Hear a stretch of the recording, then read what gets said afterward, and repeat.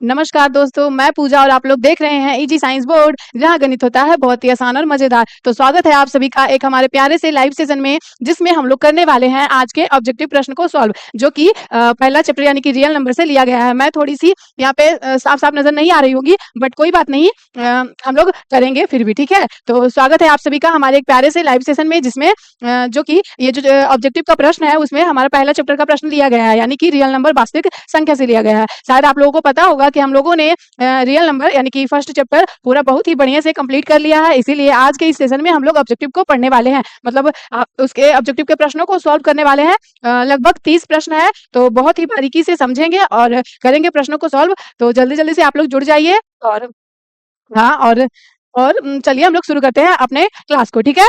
आवाज़ जा रही है मेरी? हाँ, हाँ, बिल्कुल। ठीक है, सभी को मेरा नमस्कार, राधे-राधे। हाँ, तो शुरू किया जाए?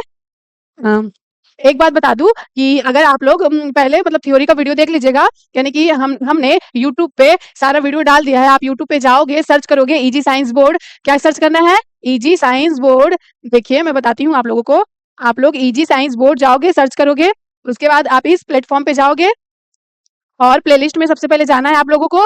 अगर आप लोगों को मतलब फर्स्ट चैप्टर का पूरा थ्योरी और एनसीईआरटी का क्वेश्चन भी अगर सॉल्व करना है, तो आप लोग एनसीईआरटी मैथ 10th करके मेरा प्लेलिस्ट बना हुआ है। सारी की सारी 9 वीडियो, ज़्यादा नहीं 9 वीडियो है, तो आप लोग देख लीजिएगा सभी, तो ज़्यादा बेहतर हो जाएगा। आप लोगों को कॉन्सेप्ट भी समझ में आएगा, थ्योरी भी क्लियर हो जाएगी, आप लोग प्रश्न को भी सॉल्व कर पाइएगा और ये ऑब्जेक्टिव को यूँ ही चुटकियों में सॉल्व कर लीजिएगा, ठीक है? तो मुझे आशा है कि आप लोग अवश्य ही देखिएगा। तो चलिए शुरुआत करते हैं आज के इस सेशन को, ठीक है?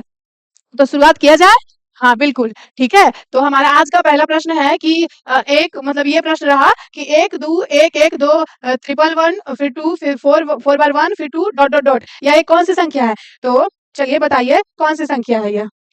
बताया जाए? आप लोग जल्दी से कमेंट करिए कौन सी संख्या है? ऑप्शन है परिमेय संख्या, अपरिमेय संख्या, पूर्णांक संख्या या फिर इनमें से कोई नहीं। तो बाबू मैंने क्या बोला है कि मैंने थ्योरी क्लास में पढ़ाया था कि अपरिमेय संख्या जो होती है वो अशांत अनावृत्ति के रूप में होती है। तो मुझे ये संख्या देख के लग रहा है कि यह संख्या जो है वो अशांत अनावृत्ति के रूप में है, मतलब इसका कभी अंत होने वाला नहीं है, डॉट डॉट डॉट डॉट करते बढ़ता चला जाएगा। तो यह तो परिमेय संख्या नहीं होगी, तो कौन सी संख्या होगी? अपरिमेय संख्या। सब लोग एक बार फिर से कमेंट कर दीजिए, फर्स्ट का क्या होगा? बी नंबर, ठीक है? कोई दिक्कत नहीं हुई होगी, क्योंकि ये सिर्फ थ्योरी का प्रश्न है। मतलब थ्योरी अगर आप लोगों का कंप्लीट रहता है, तो ऑब्जेक्टिव को यूं ही चुटकियों में सॉल्व कर लीजिएगा, इस बात की गारंटी मेरी है, ठीक है? तो चलिए हम अपने दूसरे प्रश्न की तरफ बढ़ते हैं। हमारा दूसरा नंबर का प्रश्न है कि 1440 में 2 का अधिकतम घात। क्या पूछा है? 2 का अधिकतम घात। तो हम सबसे पहले करेंगे 1440 का निकालेंगे हम, फैक्टर करेंगे तो हम 2 से लगाएंगे, 7 दूनी का 14 यानी कि 720 आएगा। फिर हम लगाएंगे 2 से तो कितना आएगा? 360 आएगा। फिर हम लगाएंगे 2 से तो कितना आएगा बाबू? जल्दी से आप लोग बताइए। 180 आएगा। फिर हम लगाएंगे 2 से तो 90 आएगा। फिर हम लगाएंगे 2 से तो आएगा 45 यानी कि 45। फिर हम लगाएंगे 3 से तो 15 तिया का 45। फिर हम लगाएंगे 3 से तो 3 पचे का 15। तो हमने 1440 का पूरा फैक्टर कर दिया है। तो हमारा सिर्फ पूछा है कि 2 का अधिकतम घात यानी 2 कितनी बार आई है, ठीक है? तो 1 2 3 4 5 हमें गिन लेना चाहिए कि 2 कितनी बार आई है। तो 1 2 3 4 5 यानी कि 1440 में 2 की अधिकतम घात 5 आई है, मतलब 5 बार आई है 1440 में 2 का अधिकतम घात, ठीक है? तो टिक कर लिया जाए। ऑप्शन में देखते हैं 5 कहाँ है। ऑप्शन ए में 2 है, ऑप्शन बी में 3 है और ऑप्शन सी में 5 है, यानी कि हमारा सी नंबर ऑप्शन जो होगा वो सही होगा, ठीक है? तो इसको हम मिटा देते हैं। क्या होगा ऑप्शन? ऑप्शन नंबर सी होगा, क्योंकि हमारा प्रश्न पूछा है 1440 में 2 का घात कितना होगा। तो हम लोगों ने चेक किया, उसके बाद हमें पता चला कि 2 जो है वो 5 बार आया है, ठीक है? जिसका घात अधिकतम पूछेगा मतलब उसी का सिर्फ निकालना है, यानी ये नहीं कि मतलब सबका निकाल देना, नहीं, सिर्फ 2 का पूछा था, इसलिए हमने 2 को जितना बार आया है गिन लिया है। उसके बाद हम लोग प्रश्न को बना लिए, ठीक है? तो आगे के प्रश्न की तरफ बढ़ा जाए। कोई प्रॉब्लम यहाँ तक नहीं हुई होगी? जल्दी से जल्दी सब आप लोग जुड़ जाइए और वीडियो को लाइक कर दीजिए अगर अच्छी लग रही हो तो। हाँ, हमारा आज का तीसरा नंबर का प्रश्न है कि 2 प्लस रूट 2 और गुने में 3/6। चलिए इसको हम सॉल्व करते हैं। क्या है? 2 प्लस रूट 2 गुने में हम क्या 3/6 को 1/2 लिख सकते हैं? आप सोच रहे होंगे हम 1/2 क्यों लिखेंगे दीदी? तो बताते हैं बाबू। देखिए हम इसको काट दिए हैं, 3 दूनी का 6 होता है, इसीलिए हम लिख दिए हैं गुने में 1/2, ठीक है? तो मुझे ये देख के ऐसा लग रहा है कि या तो रूट 2 जो है वो एक अपरिमेय संख्या है, यानी कि रूट 2 जोड़ देंगे परिमेय संख्या में, यानी कि ऐसे बोल सकते हो कि जब कोई अपरिमेय संख्या को परिमेय संख्या से जोड़ते हैं ना, तब हमेशा अपरिमेय संख्या ही होती है। यानी कि मुझे ये जो है 2 प्लस रूट 2 गुने 1/2 देख के लग रहा है एक अपरिमेय संख्या है, ठीक है? तो ये तो बहुत ईजी था, हमने थ्योरी क्लास में ही पढ़ा था कि अपरिमेय संख्या क्या होती है।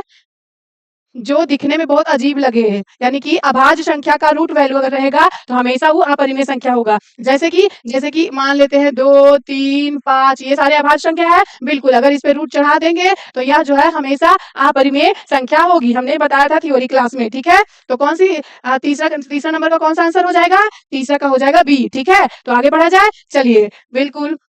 हमारा 4 नंबर का प्रश्न है कि 625 के अभाज्य गुणनखंड में 5 का घात क्या होगा? तो आइए हम चेक करते हैं कि 5 का घात क्या होगा। 625 ना बोला है बाबू, तो क्या लेंगे? 625 का हम फैक्टर करेंगे, ठीक है। हम लगाएंगे 5 से, तो कितने बार में लगेगा? 125 बचेगा 625, फिर हम लगाएंगे 5 से, 25 बचेगा 125। क्या आप लोगों को दिख रहा है बढ़िया से? हाँ, आप लोग भी कॉपी पे करिए, जल्दी जल्दी हो जाएगा, ठीक है। फिर हम 5 से लगाएंगे, 5 बचेगा 25, फिर हम 5 से लगाएंगे 5 इकाई 5, यानी कि हम लोगों ने 625 का फैक्टर किया तो 5 आया है, मतलब 5 ही आया है सिर्फ, ठीक है। कितने बार आया है आइए हम चेक करते हैं, 1 2 3 4, यानी कि 625 में 5 का जो घात आया है वो 4 बार आया है, तो 4 ऑप्शन में है, अगर रहेगा तो हमारा ऑप्शन नंबर 4 हो जाएगा सही आंसर, ठीक है।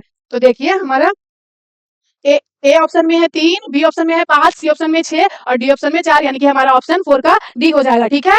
हाँ, जल्दी से जल्दी आप लोग जुट जाइए और बनाइए, सॉल्व करिए इसको, और जल्दी से जल्दी शेयर भी कर दीजिए इस वीडियो को, ठीक है। तो आगे बढ़ा जाए, कोई प्रॉब्लम यहाँ तक नहीं हुई होगी, बहुत ही इजी प्रश्न है। बस थ्योरी हम लोगों को जानना चाहिए, अगर हम लोग थ्योरी हमारा क्लियर है तो ऑब्जेक्टिव को तो क्या ही बात है, ठीक है। तो आगे बढ़ते हैं। हमारा 5वां नंबर का प्रश्न है कि किसी धनात्मक पूर्णांक ए और बी के लिए ए और बी का मासा गुने में ए और बी का लसा निम्न में से किसके बराबर होगा? मतलब कहने की बात ये आई है कि अगर कोई संख्या दो को संख्या है जिसमें कि पहली संख्या ए है और दूसरी संख्या बी है, तो बोला है कि अगर इसका मासा मतलब मासा गुने लसा करेंगे, एचसीएफ गुने एलसीएम करेंगे तो यह किसके बराबर होगी? तो हमने बताया था थ्योरी क्लास में कि जब कोई संख्या को मासा गुने लसा किया जाता है, यानी कि एचसीएफ गुने एलसीएम जो होता है तो दो संख्याओं का गुणनफल के बराबर होता है, यानी कि दो संख्याओं का गुण, यानी कि हम ऐसे बोल सकते हैं बाबू कि दो संख्याओं का गुणनफल जो होता है वो एचसीएफ गुने एलसीएम के बराबर होता है, और वो दो संख्या दिया हुआ है ए और बी, तो गुना किया जाए, यानी कि ए गुने बी बराबर क्या होगा? ये हमारी थ्योरी थी,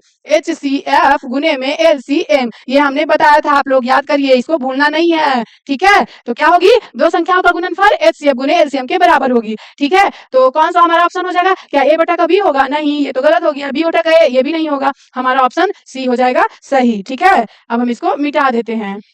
हमारा 6 नंबर का प्रश्न है कि क्या एक परिमेय और अपरिमेय संख्याओं का गुणनफल अपरिमेय संख्या हो सकता है? तो अब हम इसे कैसे चेक करेंगे? तो हम एग्जाम्पल के रूप में समझते हैं क्या हो सकता है या फिर नहीं हो सकता है। मानते हैं बाबू हम परिमेय संख्या, चलो आप बताओ मुझे परिमेय संख्या किसको माने?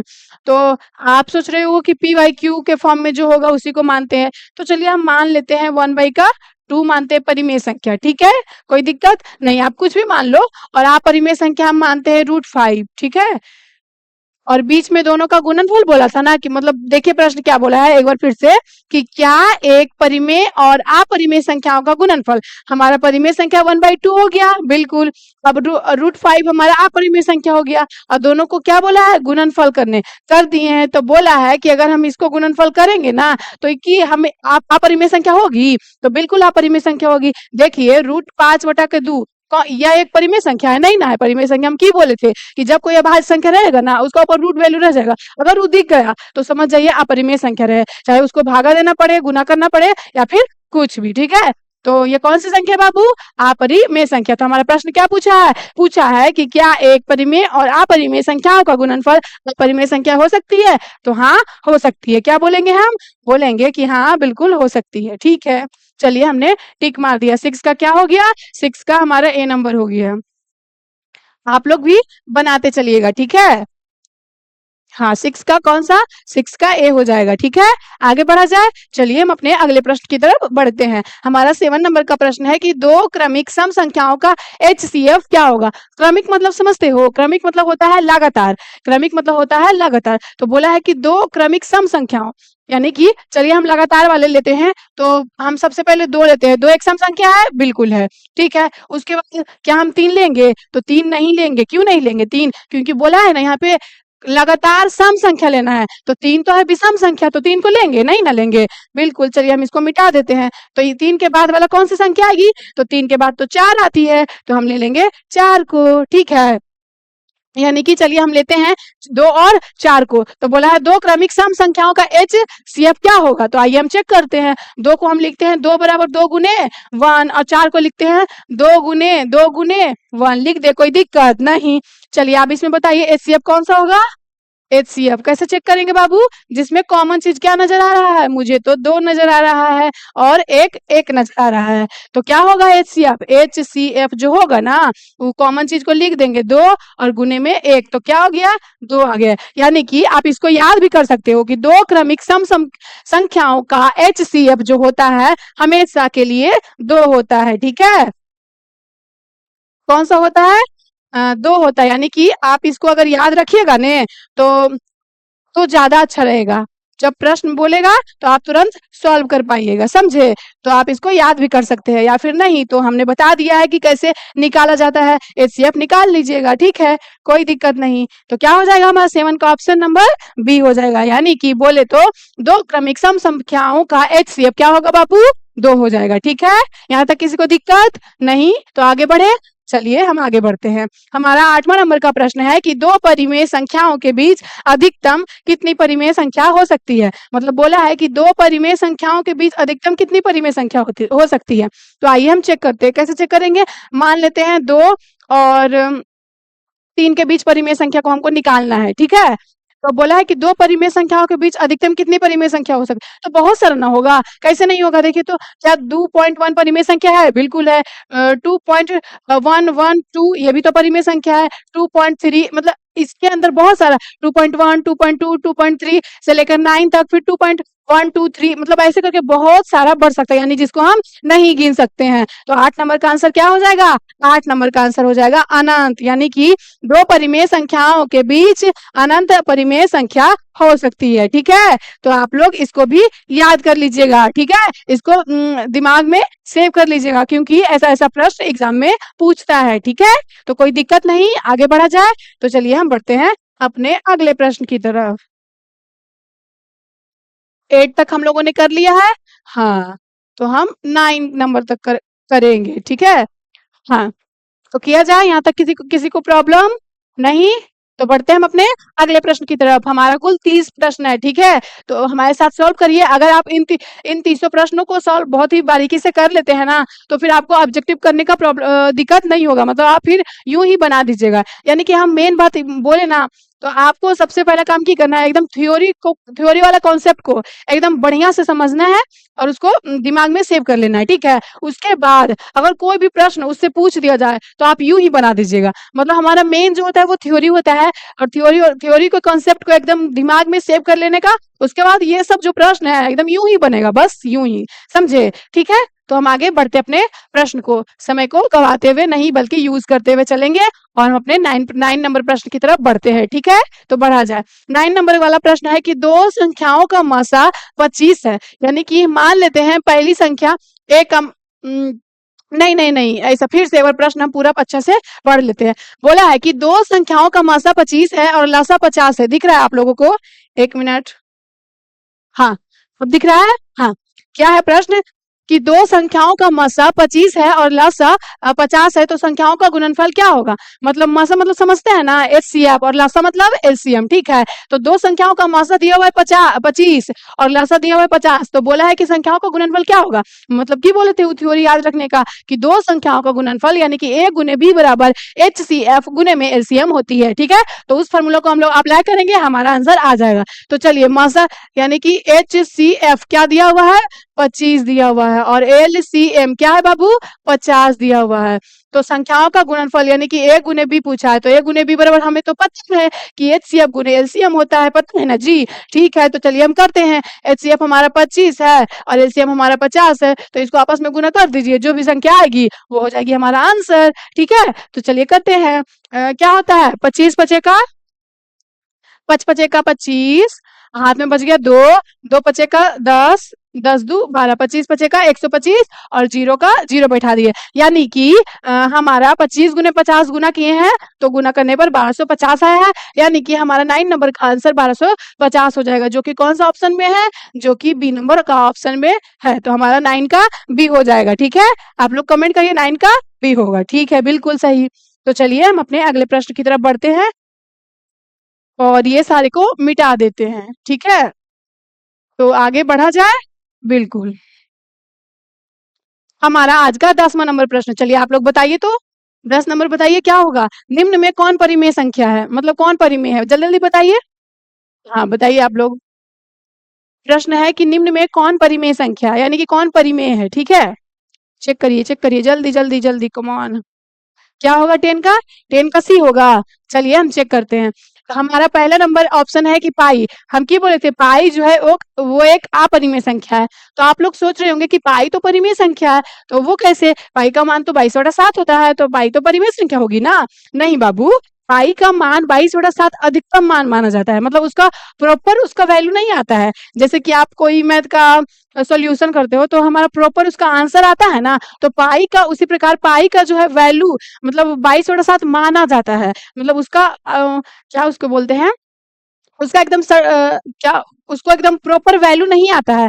मतलब उसका रियल वाला जो मान है ना, वो पॉइंट करके कुछ बढ़ते चला जाता है, डॉट डॉट डॉट करके 3.14 करके डॉट डॉट डॉट बढ़ता ही चला जाएगा। लेकिन इसका अधिकतम मान माना जाता है 22/7। ठीक है, तो पाई जो है वो परिमेय संख्या नहीं होगी, पाई एक अपरिमेय संख्या होगी। इस बात को आप लोग याद रखिएगा। और ऐसा वाला प्रश्न हमेशा पूछेगा एग्जाम में, कभी ऐसे पूछेगा कि निम्न में कौन परिमेय संख्या है, या फिर ऐसे भी पूछ सकेगा कि पाई जो होता है वो कौन सी संख्या होती है। मतलब आपको दिमाग को कंफ्यूज करने के लिए पाई का सोचेगा कि आप तो मारिएगा कि पाई जो होता है वो परिमेय संख्या होती है, बट नहीं, आप लोग इसको याद रखिएगा, पाई जो होता है वो हमेशा एक अपरिमेय संख्या होती है। क्यों होती है अपरिमेय संख्या, तो दीदी ने बताया था कि पाई का जो 22/7 जो मान आता है वो अधिकतम मान आता है, प्रॉपर वैल्यू नहीं आता है। ठीक है, तो पाई हमारा नहीं होगा, √7 भी नहीं होगा। क्यों नहीं होगा, क्योंकि हमने बताया था कि अभाज्य संख्या के ऊपर रूट चढ़ा देते हैं तो हमेशा अपरिमेय संख्या होती है, तो ये भी परिमेय नहीं होगी। और आइए हम सी नंबर चेक करते हैं। तो 16 का रूट वैल्यू 4 निकलता है और 25 का 5 निकलता है, यानी कि ये जो है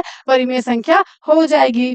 डी नंबर भी नहीं होगी क्योंकि ये भी अभाज्य संख्या के ऊपर रूट चढ़ा हुआ है, तो इसीलिए वो भी अपरिमेय संख्या होगी। ठीक है, कोई दिक्कत, क्या हो जाएगा 10 नंबर का आंसर, 10 नंबर का आंसर हो जाएगा हमारा सी नंबर। ठीक है, तो हम अपने अगले प्रश्न की तरफ बढ़ते हैं। हमारा 11 नंबर का प्रश्न है कि निम्न में कौन अभाज्य संख्या है। अभाज्य संख्या बोले तो जिसके केवल 1 लीड 2 फैक्टर हो, कौन, 2 ही फैक्टर हो। जैसे आप चेयर्स करते हो ना, ऐसे करके फोटो खिंचाते हो पोज करके, बस अगर ऐसे करेंगे तो आपको एकदम माइंड में आना चाहिए कि अभाज्य संख्या के सिर्फ और सिर्फ 2 फैक्टर होते हैं। ठीक है, तो 2 फैक्टर आइए हम चेक करते हैं। हमारा ऑप्शन है, 4 को ऑप्शन दिया हुआ, आइए हम चेक करेंगे किसके किसके जिसके 2 फैक्टर होंगे वो हमारा अभाज्य संख्या हो जाएगा। ठीक है, तो हम 8 के क्या हो जाएगा, 8 का फैक्टर करेंगे तो एक 8 तो खुद होगा, एक 1 हमेशा रहता है, फिर 8 का 4 भी आता है, 8 का 2 भी आता है, यानी कि बहुत सारा फैक्टर हो गया।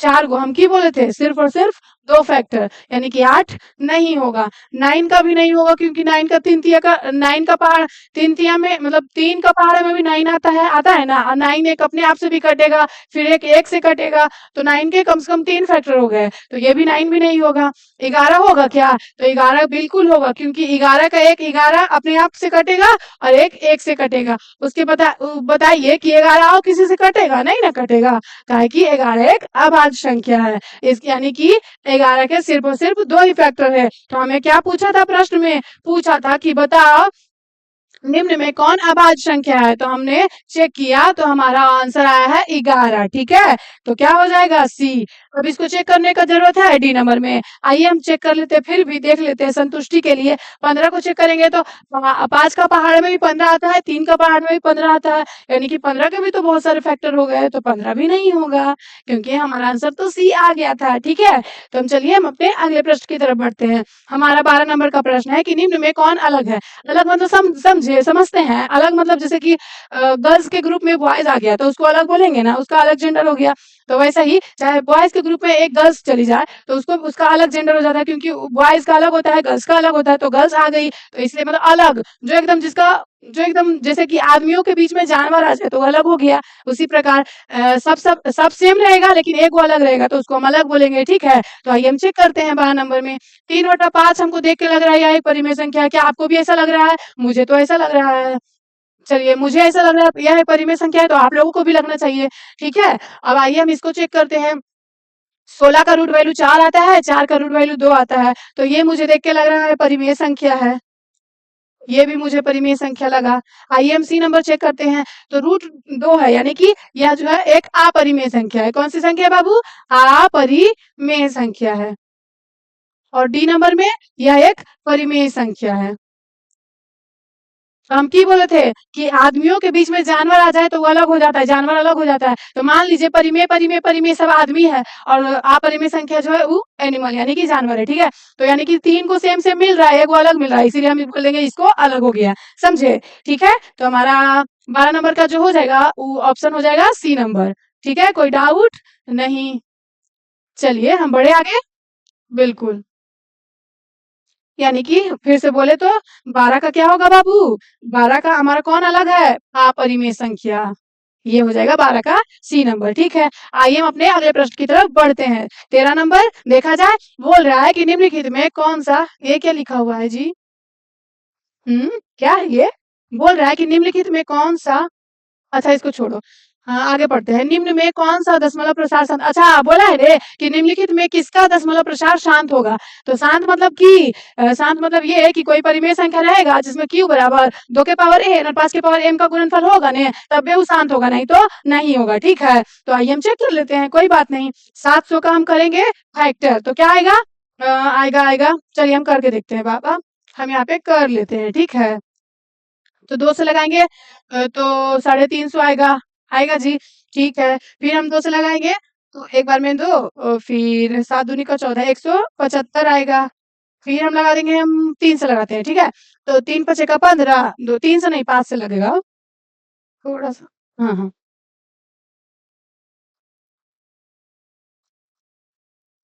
काम ही नहीं करता है ये।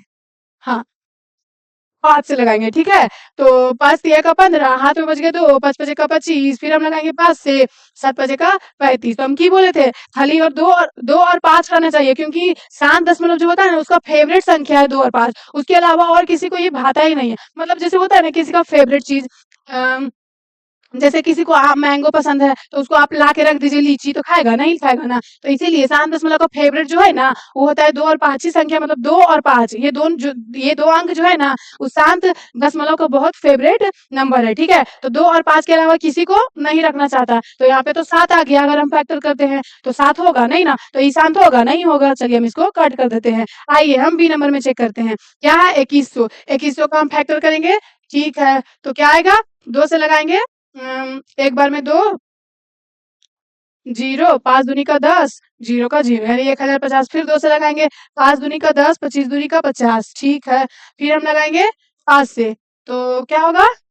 एक बार में 5, 105 बचेगा 525। ठीक है, फिर हम 5 से लगाएंगे, 5 दूनी का 10, 21 बचेगा 75 से, फिर हम 3 से लगाएंगे, 7 का 21। देखिए हम क्या बोले थे कि शांत दशमलव का जो फेवरेट संख्या है वो 2 और 5 है, उसके अलावा और किसी को ही नहीं रखना चाहता। तो 2 और 5 तो इसमें आया है, लेकिन साथ में 3 भी आ गया, 7 भी आ गया, तो इसको पसंद आएगा नहीं ना आएगा, इसीलिए ये भी शांत नहीं होगा। ठीक है, आइए हम सी नंबर में चेक करते हैं। यहाँ पे तो किचिर पिचिर हो गया, अच्छा इसको हम मिटा देते हैं। ठीक है,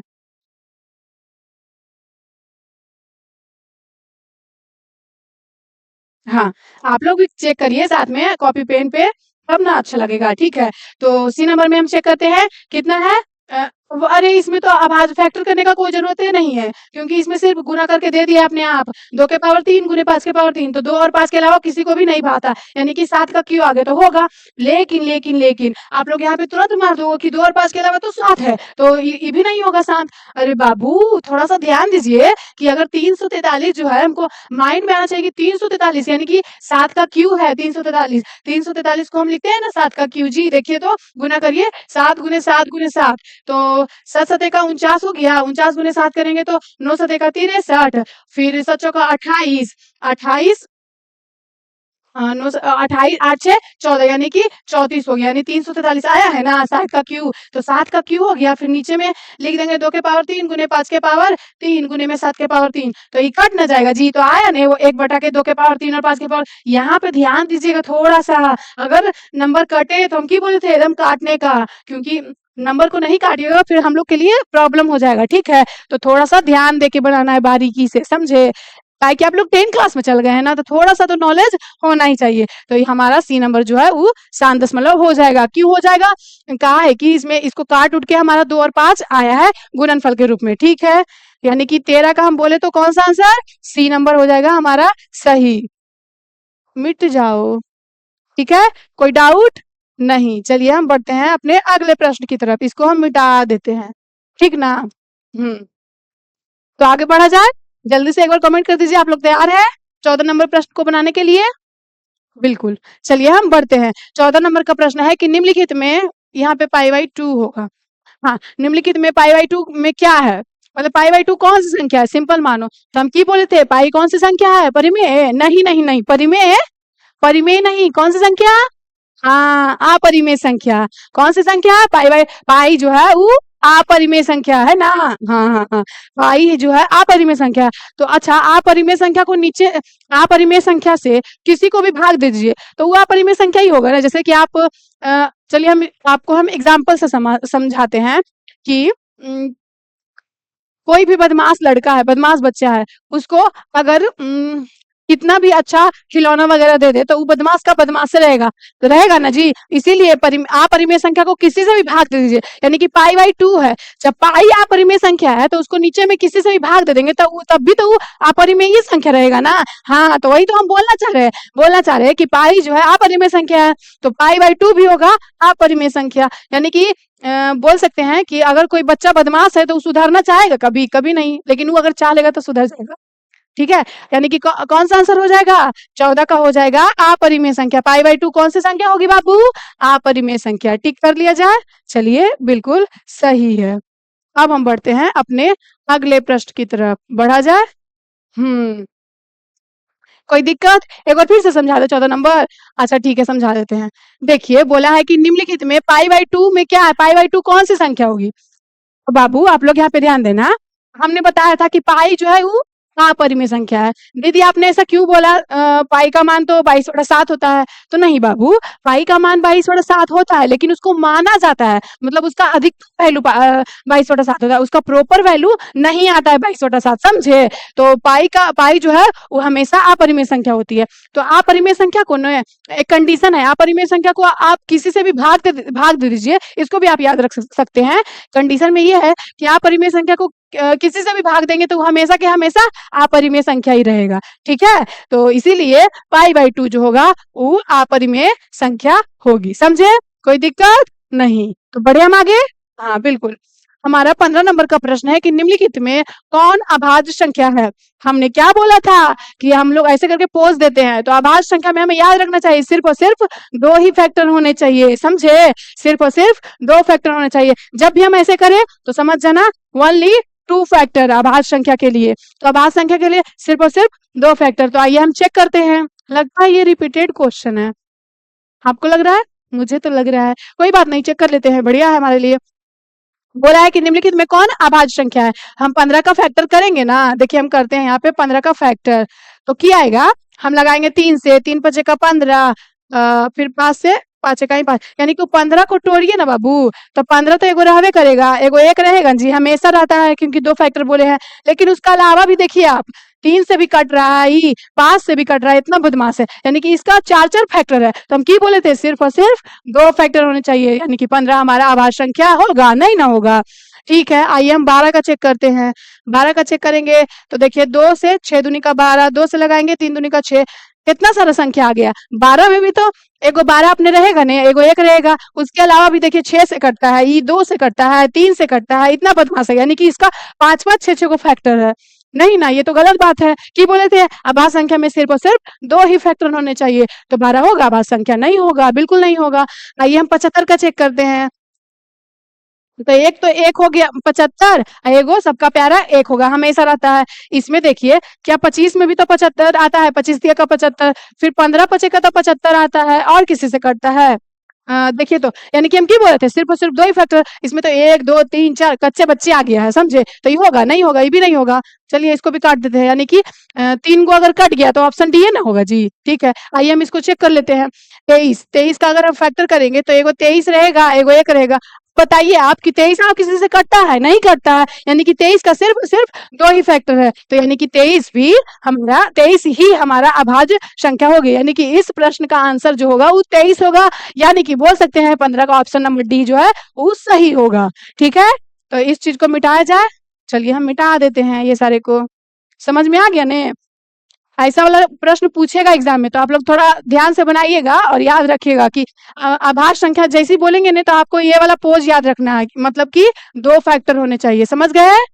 हाँ। कौन हमारा होगा आंसर? 15 का हमारा आंसर होगा ऑप्शन नंबर डी। ठीक है, आगे बढ़े। 16 नंबर, चलिए हम बनाते हैं अपने अगले प्रश्न की तरफ। 16 नंबर में है कि निम्नलिखित में कौन आसान दशमलव विस्तार है। मतलब साथ में हम की बोले थे, साथ में हम बोले थे कि पी वाई क्यू के रूप में अगर कोई भी परिमेय संख्या होगी ना, उसमें क्यू बराबर 2 के पावर एन और 5 के पावर एम का गुणनफल जो होगा, तब वो होगा आसान दशमलव। यानी कि हम ऐसे ही बोलते हैं, मतलब सिंपली फॉर्म में वो याद रखते हैं। तो सात दशमलव को ना 2 और 5 के अलावा कोई और संख्या नहीं भाती है, मतलब उसमें सिर्फ 2 और 5 आना चाहिए। ठीक है, और असांत में 2 और 5 के अलावा कोई और भी संख्या आ गई तब भी इसको अच्छा ही लगता है। मतलब एक होता है ना कि सारा फ्रूट्स खाता है, जैसे कि किसी को सिर्फ मैंगो और लीची पसंद होगा, किसी को सब जो दे दो वो खा लेंगे, सेब केला संतरा वगैरह सारा खाता है। तो अशांत है वही जिद्दी बच्चा नहीं है, ये सब चीज खा लेता है। ठीक है, तो अशांत में की हो जाएगा, इस सब को रख लेता है, प्यार से रख लेता है। तो ये हम चेक करते हैं।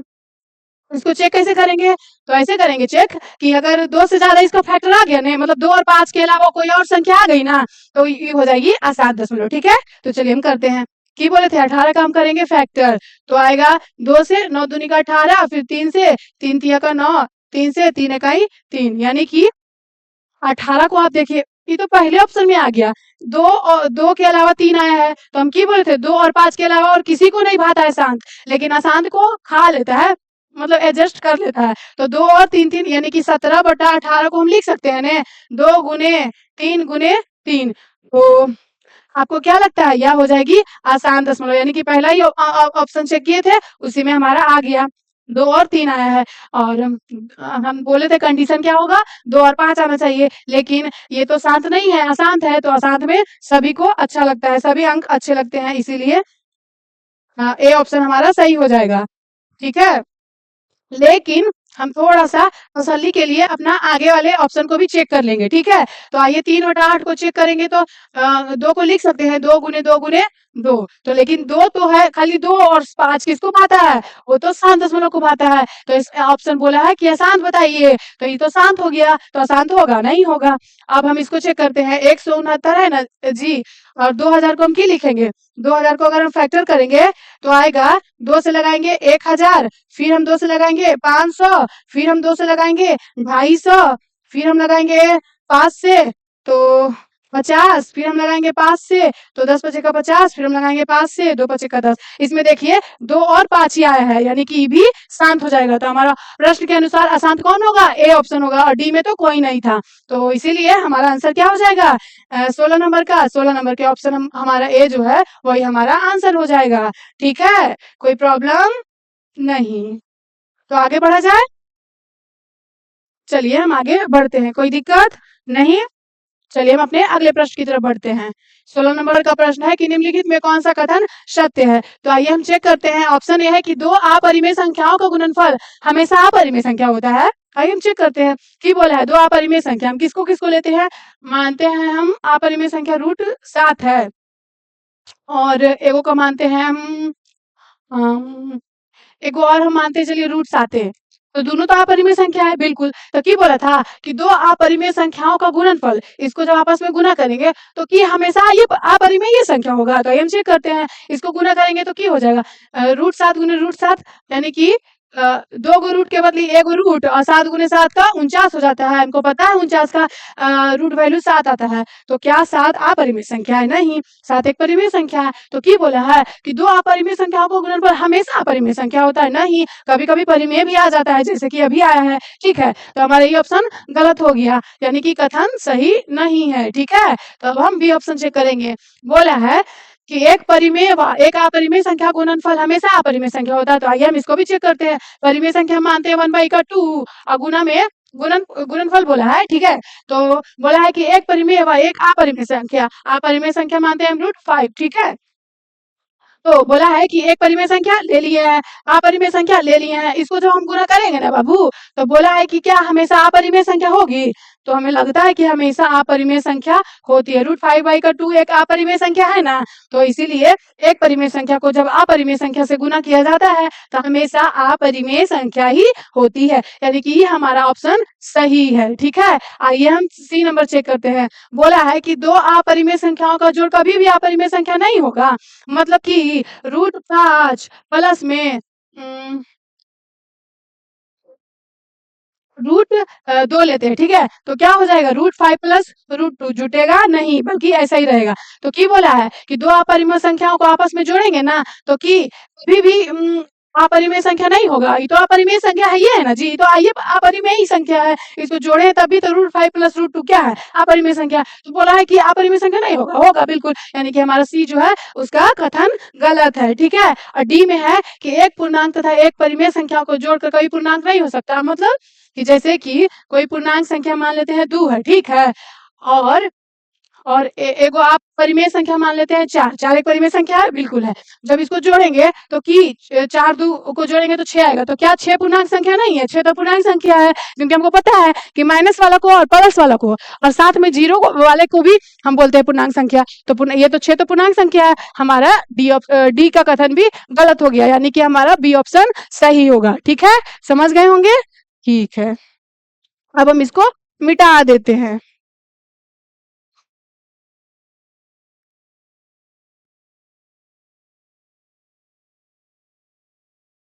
इसको मिटा देते हैं, ठीक है। हम अपना अगले प्रश्न की तरफ बढ़े। हाँ, चलिए जल्दी आप लोग से जल्दी से आप लोग कमेंट करिए तो 18 नंबर में क्या होगा। हम ऐसा वाला प्रश्न पीछे वाले में भी सॉल्व किए थे। 18 नंबर में क्या होगा, निम्न में कौन अलग है। अलग मतलब की बताए थे कि जब मनुष्य के बीच में जानवर आ जाता है तो वो अलग हो जाता है। जैसे कि जब जानवरों के बीच में मनुष्य चला, मतलब इंसान चला जाए तो इंसान तो अलग हो गया, तो उसी प्रकार मतलब सबका मतलब इसमें की होगा, 3 को सेम 3 को एक ही कास्ट के रहेगा और एक को रहेगा एकदम अलग कास्ट के। ठीक है, तो जल्दी से आप लोग चेक करके बताइए, तो तब तक हम रुकते हैं। ठीक है, आप लोग करिए, क्या होगा 18 का।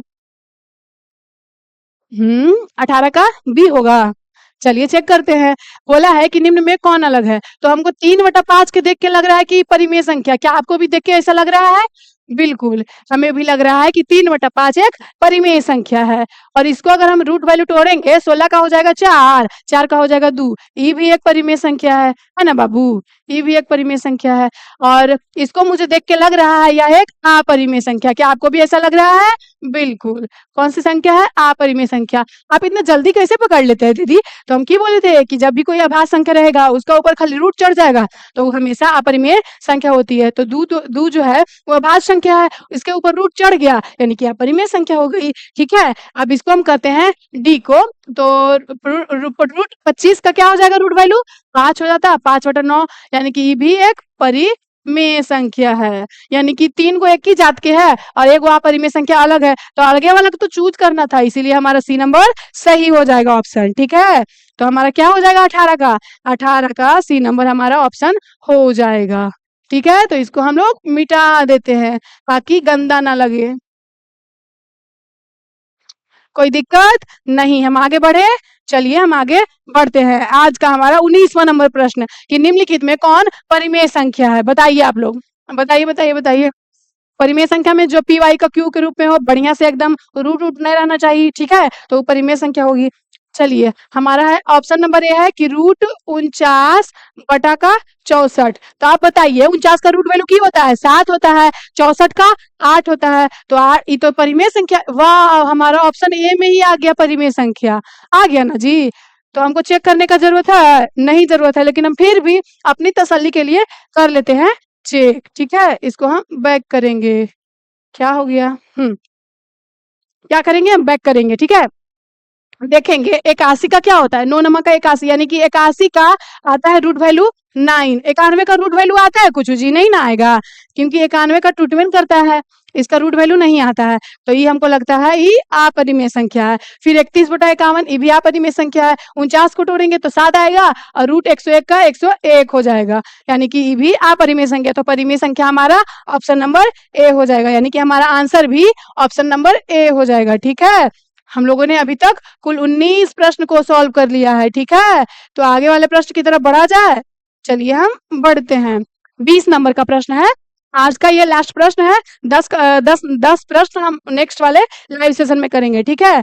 तो 20 नंबर का प्रश्न है कि महत्तम समापवर्तक a गुने b और लघुत्तम समापवर्तक बराबर। अरे अरे, ये तो हम लोग पहले भी सॉल्व किए हैं कि एचसीएफ गुने एलसीएम क्या होता है, तो दो संख्याओं का गुणनफल के बराबर होता है, यानी कि a गुने b बराबर होता है। यानी कि बोल सकते हैं कि दो संख्याओं का गुणनफल a गुने b बराबर एचसीएफ गुने एलसीएम होता है। बस इतना सिंपल था, ये हम लोगों ने पीछे भी सॉल्व किया था, ठीक है। तो हम लोगों ने आज के इस लाइव सेशन में 20 प्रश्नों को सॉल्व किया। हम लोग अगले वाले में 10 प्रश्न और करेंगे। अभी थोड़ा सा टाइम ज्यादा हो रहा है, इसलिए मैं जा रही हूँ। तो बहुत बहुत धन्यवाद आप सभी लोग का अंत तक देखने के लिए, ठीक है। हाँ, बस आज का लाइव सेशन यहीं तक। तो सभी लोगों को समझ में आया? जल्दी से एक बार कमेंट कर दीजिए। कुल हम लोगों ने 20 प्रश्नों को सॉल्व किया है, ठीक है। कोई दिक्कत नहीं? ठीक है। तो thank you, thank you, thank you, thank you very much, thank you.